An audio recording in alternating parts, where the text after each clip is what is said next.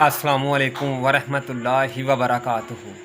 میرے عزیز مسلمان بچوں، بزرگوں، جوانوں، آج جو واقعہ آپ کے لیے خدمت میں لے کر حاضر ہوا ہیں وہ حضرت اویس کرنی کا بہت ہی پیارا واقعہ سنیں، انشاءاللہ آپ کا ایمان تازہ ہوگا۔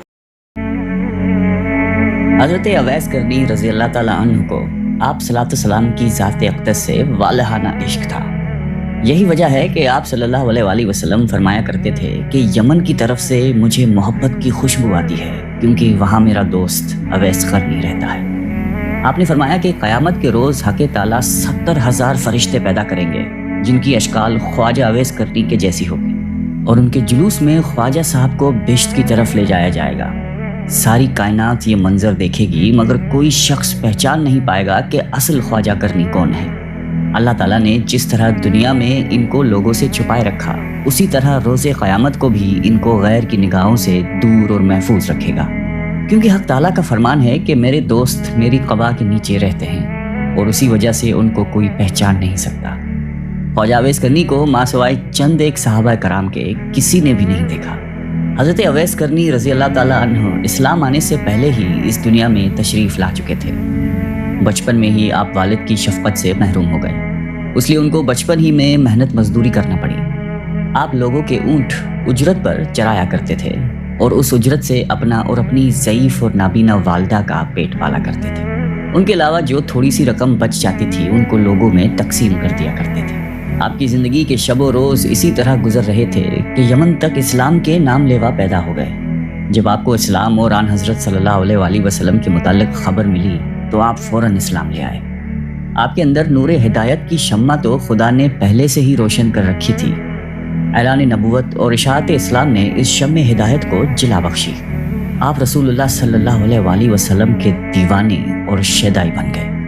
آپ صلی اللہ علیہ وآلہ وسلم فرماتے ہیں کہ اویس قرنی کو اسلام کی دولت سے اللہ تعالیٰ نے خود روشناس کرایا ہے، اور یہ خدا کی رحمت اور فضل کا اعجاز ہے کہ وہ میرا نادیدہ عاشق صادق بن گئے۔ خواجہ اویس قرنی کو قرب رسول اور دیدار حبیب کا بڑا اشتیاق تھا، مگر آپ کو چشم باطنی کے اشارے سے حضرت نے مدینے آنے سے روکے رکھا۔ اس کی دو وجوہات تھیں۔ ایک تو خواجہ صاحب کی والدہ ضعیف اور بصارت سے محروم تھی، انہیں اکیلا چھوڑنا ناممکن تھا۔ دوسری، ان پر ہر وقت جذب طاری رہتا تھا۔ اس وجہ سے آپ صلی اللہ علیہ وآلہ وسلم نے خواجہ صاحب کو حکم دیا کہ آپ ہر وقت میری چشم باطن کے سامنے ہیں، لہٰذا آپ مدینے آنے کی بجائے اپنی والدہ کی خدمت میں ہمتن مصروف رہیں۔ غزوہ احد میں کفار کے حملے سے آپ صلی اللہ علیہ وآلہ وسلم کے 2 دانت شہید ہو گئے۔ تمام مسلمانوں کو اس بات کا بہت صدمہ ہوا، مگر جس عاشق رسول نے اس صدمے کو حقیقی شکل میں محسوس کیا، اس کو دنیا حضرت خواجہ اویس قرنی کے نام سے جانتی ہے۔ آپ فرماتے ہیں کہ مجھے جب معلوم ہوا کہ میرے آقا سردار دو عالم کے 2 دانت مبارک شہید ہو گئے ہیں تو مجھے یہ بالکل معلوم نہ تھا کہ آپ کے کون سے دانت مبارک شہید ہو گئے ہیں، مگر آپ کی موافقت نے مجھے بے چین کر دیا۔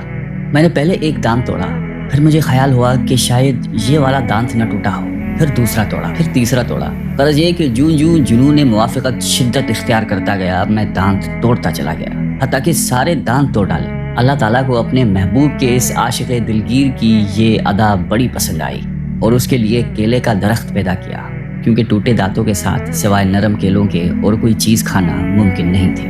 صحابہ کرام نے آپ صلی اللہ علیہ وآلہ وسلم سے وقت وصال پوچھا کہ آپ کا خرقہ ہم کس کو دیں؟ آپ نے فرمایا کہ اویس کرنی کو۔ اس مقصد کی بجاوری کے لیے سیدنا حضرت عمر فاروق رضی اللہ تعالیٰ عنہ اور حضرت علی مرتضیٰ کوفہ تشریف لے گئے اور جمعہ نماز کے خطبے میں کہا، مسجد میں نجد سے تعلق رکھنے والے جتنے لوگ ہیں سب کھڑے ہو جائیں۔ چنانچہ اہل نجد کھڑے ہو گئے۔ ان سے پوچھا گیا کہ شہر میں کوئی اویس قرنی نام کا شخص ہے؟ سب نے جواب دیا کہ ہم اویس قرنی سے بالکل شناسا نہیں ہیں، ہاں البتہ ایک دیوانہ ہے جو لوگوں سے بیزار ہو چکا ہے اور ہر وقت ویرانوں میں رہتا ہے اور آبادی کی طرف بالکل نہیں آتا۔ حضرت عمر اور حضرت علی نے کہا کہ وہ کہاں ہے، ہمیں اس سے ملواؤ۔ عرض کی گئی کہ وہ وادی ارنا میں اونٹ چراتا ہے اور رات کو روکھی سوکھی کھا کر سوتا رہتا ہے، کسی سے بات نہیں کرتا۔ وہ کھانا جو ہم لوگ کھاتے ہیں اس کو پسند نہیں کرتا، لوگوں کو خوش دیکھتا ہے تو روتا ہے، اور جب لوگوں کو روتے ہوئے دیکھتا ہے تو خوش ہوتا ہے۔ جب حضرت عمر اور حضرت علی وادی ارنا میں پہنچے تو انہوں نے دیکھا کہ خواجہ اویس قرنی نماز ادا کر رہے ہیں اور ان کے اونٹوں کو فرشتے چرا رہے ہیں۔ جب خواجہ اویس نماز سے فارغ ہوئے تو حضرت عمر نے آپ کو अस्सलाम वालेकुम कहा। जवाब मिला वालेकुम अस्सलाम। हज़रत अली ने आपसे नाम पूछा। जवाब दिया कि मेरा नाम अल्लाह का बंदा है। हज़रत उमर ने कहा कि अल्लाह के बंदे तो हम सब हैं, आप अपना ख़ास नाम बताइए। ख्वाजा साहब बोले कि मेरा नाम अवैस है। हज़रत उमर ने उनका हाथ पकड़कर वो निशान देखा जिसके मुतालिक हज़रत सल्लल्लाहु अलैहि वसल्लम ने ज़िक्र फरमाया था कि वो निशान अवैस की शनाख्त की अलामत होगा। हज़रत उमर ने जब वो निशान अलामत ख्वाजा अवैस के हाथ पर देखा तो उनके हाथ को बोसा दिया और कहा कि ए अवैस क़रनी, रसूलुल्लाह सल्लल्लाहु अलैहि वसल्लम ने आपको सलाम भेजा है और साथ ही ये मरका भी इनायत फरमाया है और वसीयत फरमाई है कि आप उम्मत मोहम्मदिया की बख्शिश के लिए दुआ करें। ख्वाजा अवैस क़रनी ने फरमाया कि ए उमर और अली, आप लोग हज़रत सल्लल्लाहु अलैहि वसल्लम के रफ़ीक़ ख़ास हैं और मुझसे अव्वला हैं। दुआ तो आप लोग करें क्योंकि आपका मर्तबा खुदा के दरबार में बहुत बुलंद है। हज़रत उमर और हज़रत अली यकज़बां होकर बोले, हम तो दुआ करते हैं मगर आप बमूजब वसीयत रसूलुल्लाह सल्लल्लाहु अलैहि वसल्लम उम्मत मुसलमा के लिए दुआ फरमाइए। ख्वाजा अवैस क़रनी ने फिर कहा कि ए उमर और अली, आप गौर कर लीजिए, शायद मैं वो अवैस ना हूँ, वो कोई और हो जिसका ज़िक्र महबूब खुदा ने फरमाया हो। हज़रत उमर फ़ारूक ने फरमाया कि ए अवैस, रसूलुल्लाह सल्लल्लाहु अलैहि वसल्लम ने आपके मुतालिक 2 निशान बताए थे और वो दोनों निशान आपके पास मौजूद हैं, लिहाजा हमारी पहचान, शनाख्त और पहुँच बिल्कुल दुरुस्त है। ख्वाजा अवैस ने हज़रत उमर और हज़रत अली से कहा कि लाइए वो खिरका मुझे अता कीजिए ताकि मैं हस्बे हुक्म आका दुआ करूँ। जब उनको खिरका दिया गया तो हज़रत उमर और हज़रत अली से कुछ फासले पर चले गए और ज़मीन पर सजदा रेज़ होकर बारगाह इलाही में अर्ज़ की कि ए खुदावंदे आलम, मैं उस वक्त तक ये खिरका न पहनूंगा जब तक तू सरकार दो आलम की सारी उम्मत को मेरी सिफारिश पर बख्शिश न दे देगा, क्योंकि पैगम्बर इस्लाम ने ये मरका मुझे अता किया है और फ़ारूक और मुर्तज़ा ने मुझ तक पहुँचाने के फ़राइज़ अंजाम दिए हैं। अब तेरा काम है, तू मेरी दुआ सुन ले और कबूल कर ले। अल्लाह ताला ने फरमाया कि अवैस, हमने तेरी दुआ की बरकत से चंद लोगों को तेरी सिफारिश पर बख्श दिया है। आपने फिर अर्ज़ की, या बारी ताला, जब तक तू सबको नहीं बख्शेगा मैं ये खिरका नहीं पहनूंगा। निदा आई, मैंने कई हज़ार फ़र्द बख्श दिए। अर्ज़ की, मौला, मैं सबको बख्शवाना चाहता हूँ। अभी ये कह सुन चल रही थी कि हज़रत उमर और हज़रत अली आपके करीब चले गए। आप दोनों को ख्वाजा अवैस क़रनी ने कहा कि आप लोग यहाँ क्यों आ गए हैं? मेरा और खुदा का सिलसिला जारी था। आप लोगों की आमद न होती तो मैंने उस वक्त तक ये खिरका नहीं पहनना था जब तक अपने आका की सारी उम्मत को न बख्शवा लेता, और मुझे पूरा यकीन था कि हक़ ताला ने मेरी सिफारिश पर हुज़ूर सल्लल्लाहु अलैहि वसल्लम की उम्मत के हर फ़र्द को बख्श देना था। मशहूर सहाबी हज़रत रब्बी रज़ी अल्लाह ताला अन्हु कहते हैं कि जब मैं ख्वाजा अवैस क़रनी की ज़ियारत को गया तो मैंने उन्हें फ़जर की नमाज में मशगूल पाया। नमाज से फ़ारिग हुए तो अपने दुरूद व वज़ाइफ में मसरूफ़ हो गए, यहाँ तक कि ज़ोहर का वक्त आ गया। फिर ये कि बाद दीगर तमाम नमाज़ों और ज़िक्र इलाही में ऐसे मगन हुए कि सारी रात गुजर गई। मैं उनका बगौर मुशाहिदा करता रहा। इस तरह 3 दिन गुजर गए। मैंने देखा और हैरान रह गया कि इन 3 दिन और रातों में हज़रत ने न कुछ खाया न पिया, बल्कि इबादत में मशगूल रहे और लम्हा भर के लिए भी आराम नहीं किया। चौथी रात आप थोड़ी देर के लिए सोए और कुछ खाना भी खाया। फिर इस्तग़फ़ार करने लगे कि या इलाही, मैं तुझसे पनाह मांगता हूँ, मैं नींद और भूख के गलबे में मुब्तला हो गया। हज़रत रब्बी कहते हैं कि ख्वाजा अवैस क़रनी ने रातों की तकसीम की हुई थी। एक रात में सजदा करते तो पूरी रात सजदे में ही गुजार देते, और अगर रुकू करते तो शब भर रुकू की हालत में रहते। किसी रात को क़याम में ही बसर करते। गरज ये कि हर रात को दूसरी रात की तरह जिंदा रखते थे। ख्वाजा अवैस क़रनी रज़ी अल्लाह ताला अन्हु को हज़रत उमर ने पैगाम भेजा कि अगर आपकी इजाज़त हो तो कूफा के गवर्नर को लिखूं कि वो आपका ख़ास ख्याल रखे। ख्वाजा साहब ने जवाब दिया कि मैं खुसूसियत के साथ ज़िंदगी बसर करने के सख्त खिलाफ हूँ। मेरा हाथ हाजत रवा के हाथ में है। मुझे तो बस याद इलाही से गरज है, वो मैं कर रहा हूँ और कोई चीज़ दरकार नहीं। उसके बाद आपने कूफा भी छोड़ दिया और किसी और इलाके में निकल गए जहाँ आपको कोई तलाश न कर सके। एक दफ़ा का वाक़या है कि हज़रत अवैस क़रनी को आप सल्लल्लाहु अलैहि वसल्लम के दीदार का शौक़ इस कदर पैदा हुआ कि उन्होंने मदीने आने का इरादा किया। अब इधर उन्होंने इरादा किया, उधर आप सल्लल्लाहु अलैहि वसल्लम को किसी गज़वा में शिरकत करने के लिए मदीने से बाहर जाना पड़ा। लेकिन आप सल्लल्लाहु अलैहि वसल्लम ने हज़रत आयशा से फरमाया कि मेरे जाने के बाद शायद कोई मेहमान आए, अगर वो यहाँ आए तो उसकी खूब खातर मदारत की जाए और हर तरह से ख्याल रखा जाए, क्योंकि वो बड़ा ही पारसा इंसान है, और मेरे आने तक उसको रोकने की कोशिश की जाए। अगर वो ना रुकना चाहें تو مجبور نہ کیا جائے مگر اس کی شکل و صورت یاد رکھی جائے۔ یہ ہدایت دے کر رسالت مآب خود تو غزوہ میں شرکت کے لیے روانہ ہو گئے۔ بعد میں خواجہ اویس کرنی مدینہ تشریف لائے۔ ان کو جب پتہ چلا کہ حضور سرور کائنات اس وقت مدینے میں نہیں تو انہوں نے اسی وقت واپسی کا فیصلہ کیا۔ ان کو روکنے کی بڑی کوشش کی گئی مگر وہ نہ رکے اور نہ ہی کسی قسم کی خاطر کروائی، بس واپس لوٹ گئے۔ جب آپ صلی اللہ علیہ وآلہ وسلم مدینہ واپس تشریف لائے تو آتے ہی انہوں نے حضرت عائشہ صدیقہ رضی اللہ تعالیٰ عنہا سے سوال کیا کہ کیا کوئی مہمان آیا تھا؟ ام المومنین نے عرض کی کہ اے اللہ کے رسول، ایک شخص جو کہ یمن سے آیا تھا، اس کی شکل و صورت چرواہوں کے جیسی تھی، آپ کو نہ پا کر وہ ایک لمحہ بھی یہاں نہیں ٹھہرا اور چلا گیا۔ آپ صلی اللہ علیہ وسلم بولے کہ عائشہ پتہ ہے وہ کون تھا؟ عرض کی کہ حضور میں بالکل نہیں جانتی۔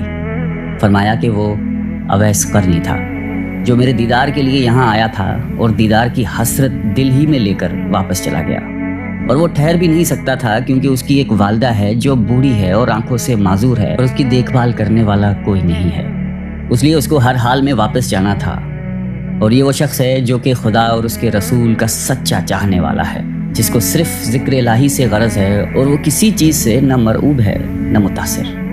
اویس قرنی میرا عاشق ہے اور اللہ اسے محبت کرتا ہے۔ حضرت عائشہ نے جب یہ باتیں سنی تو اس کو خواجہ اویس قرنی کے مقام پر رشک آنے لگا اور فرمانے لگی کہ اے خدا کے حبیب، وہ شخص واقعی کس قدر عظیم ہوگا جس کے زہد و تقویٰ اور عبادت و ریاضت کی تعریف خدا اور اس کا محبوب کرے۔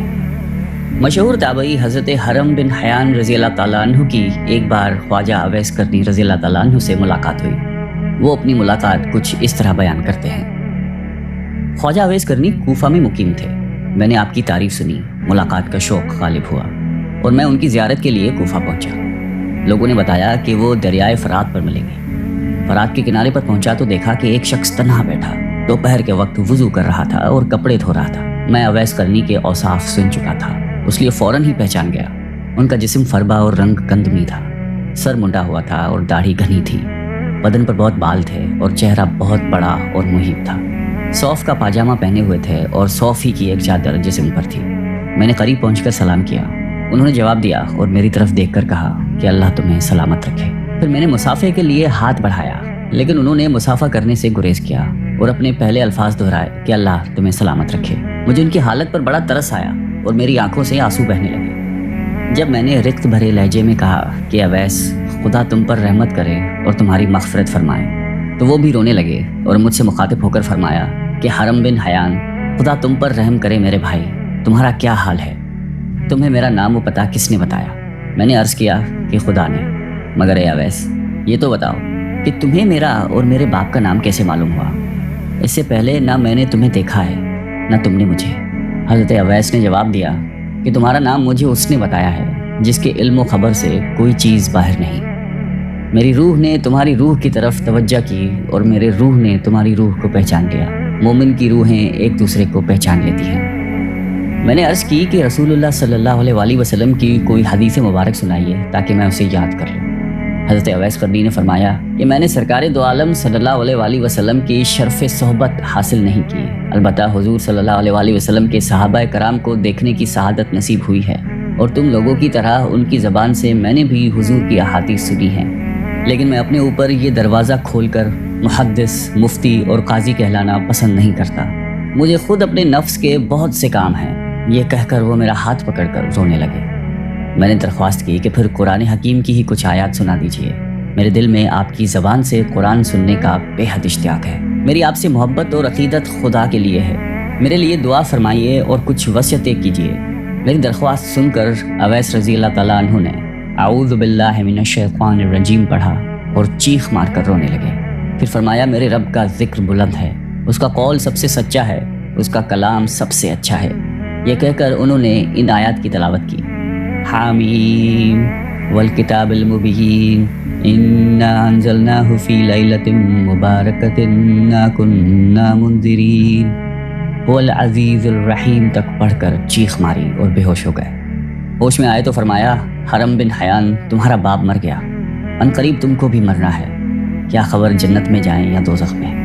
ابن حیان آدم فوت ہو گئے، حوا فوت ہو گئی، ابن حیان نوح اور ابراہیم خلیل اللہ فوت ہو گئے، ابن حیان موسیٰ اور داؤد فوت ہو گئے، ابن حیان محمد رسول اللہ فوت ہو گئے، ابو بکر صدیق فوت ہو گئے، ابن حیان میرے بھائی عمر بن خطاب فوت ہو گئے، اور یہ کہہ کر انہوں نے مغفرت کی دعا کی۔ اس وقت تک حضرت عمر فاروق رضی اللہ تعالیٰ عنہ زندہ تھے، اس لیے میں نے کہا کہ خدا آپ پر رحم کرے، عمر خطاب رضی اللہ تعالیٰ تو ابھی فوت نہیں ہوئے۔ فرمایا ہاں، جو کچھ میں نے کہا ہے اگر تم اس کو سمجھو تو خود جان جاؤ گے کہ میں اور تم بھی مردہ ہیں، ہونے والی بات ہو چکی ہے۔ اس کے بعد حضرت اویس کرنی رضی اللہ تعالیٰ عنہ نے سرکار دو عالم صلی اللہ علیہ وآلہ وسلم پر درود بھیجا، پھر کچھ اور دعائیں پڑھی اور فرمایا کہ حرم بن حیان، میری وصیت یہ ہے کہ کتاب اللہ کو مضبوطی سے پکڑو، اہل اللہ کی صحبت اختیار کرو، اور نبی کرم صلی اللہ علیہ وآلہ وسلم پر ہمیشہ درود و سلام بھیجتے رہو۔ میں نے اپنی اور تمہاری موت کی خبر دے دی، آئندہ کسی ساعت موت سے غافل نہ رہنا، واپس جا کر اپنی قوم کو بھی نصیحت کرنا اور ڈرنا، خبردار جماعت کا ساتھ کبھی نہ چھوڑنا، ورنہ بے دین ہو جاؤ گے اور قیامت میں آتش دوزخ کا ایندھن بننا پڑے گا۔ پھر انہوں نے دعا کی کہ الہی، یہ شخص کہتا ہے کہ اس کو تیرے لیے مجھ سے محبت ہے اور اس نے تیرے ہی لیے مجھ سے ملاقات کی، اس لیے خدا مجھے توفیق دے کہ میں جنت میں اس کا چہرہ پہچان جاؤں اور دارالاسلام میں میری اس کی ملاقات ہو۔ وہ دنیا میں جہاں کہیں بھی ہے اس کو اپنے حفظ و امان میں رکھنا، اس کو قناعت عطا کر اس کو اپنی نعمتوں کا شکر گزار بنا اور اس کو جزائے خیر دے۔ دعا کے بعد اویس قرنی نے مجھ سے فرمایا کہ اے حرم بن حیان، اب میں تجھے اللہ کے سپرد کرتا ہوں، آج کے بعد میں تم کو نہیں دیکھوں گا، مجھے شہرت پسند نہیں ہے، گوشہ خلوت ہی میرا رفیق ہے، آئندہ مجھے تلاش کرنے کی کوشش مت کرنا، مجھے ڈھونڈنے میں تم کامیاب نہیں ہو سکو گے، میں تمہیں ہمیشہ یاد رکھوں گا اور تم مجھے یاد رکھنا، میرے لیے دعائے خیر کرتے رہنا، اچھا السلام علیکم ورحمۃ اللہ۔ یہ کہہ کر وہ ایک سمت کو چلے گئے۔ اس کے بعد میں نے ان کو بہت تلاش کیا، لیکن کسی سے ان کے بارے میں کچھ معلوم نہیں ہو سکا، البتہ کوئی ہفتہ ایسا نہیں جاتا جس میں ان کو 1 یا 2 بار خواب میں نہ دیکھوں۔ اللہ تعالیٰ اویس قرنی پر رحمت نازل فرمائے اور ان کی مغفرت فرمائے، آمین۔